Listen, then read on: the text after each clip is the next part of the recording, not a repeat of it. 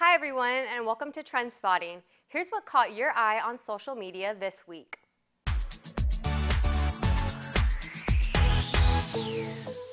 It's official. In 1 year, cockfighting will officially be prohibited in all U.S. territories, including Guam. The ban was included in the Agriculture Improvement Act of 2018, which President Donald Trump signed into law. Congresswoman Madeleine Bordallo had fought to remove the cockfighting ban provision, but it was ultimately included in the final version approved by Congress in early December. Here are some of the comments from our residents. Cannon Len says, "This is a fine example of how politicians step on its people. If we have no voice to vote for U.S. Congress, U.S. Senate, or President of the United States, then they should have no business implementing laws for our island. Now, people have been doing this for all their lives. Traditions passed on from generation to generation was decided by the politicians who received money in their pockets. A clear violation of the 10th Amendment and a clear indication that America will destroy themselves simply by the people losing trust in the government. No animal should have any rule over any man on this earth, period." Noni Spumoni says, "This is great news. Hopefully the people of Guam will comply, and instead of investing so much money into fighting roosters and gambling, they'll invest more into layers and boost sustainable egg production on Guam."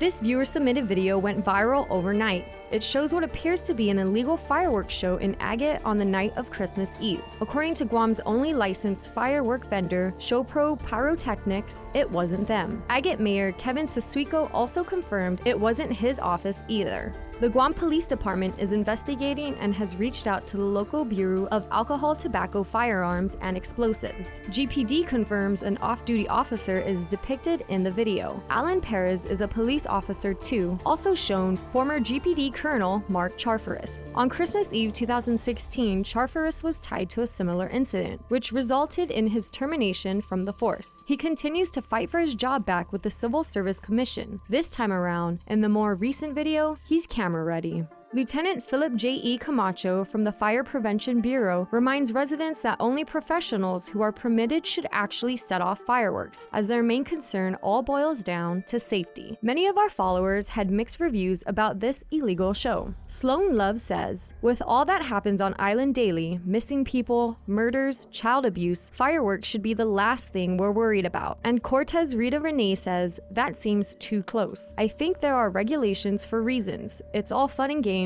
until someone gets hurt."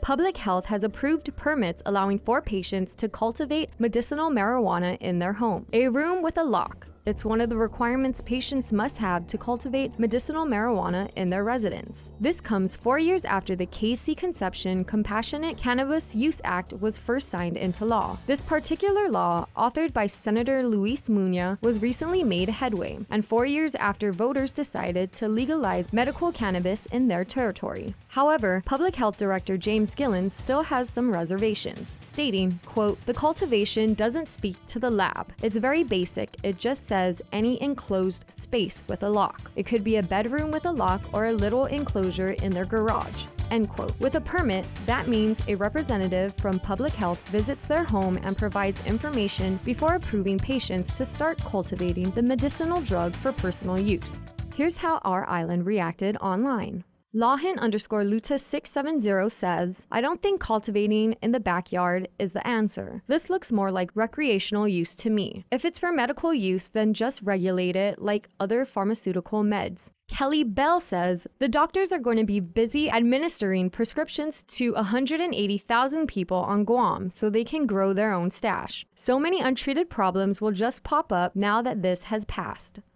Lastly, they found love at a hot dog stand. Tony Bloss, owner of the hot dog stand near the Jigo Fire Station, poses with newlyweds Jennifer and Juan Bamba. The couple exchanged vows at his stand on Thursday. Congratulations, Jennifer and Juan. Our followers online also shared some heartfelt messages.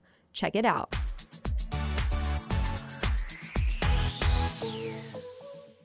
Thanks for joining us. Catch us next week for more trend spotting.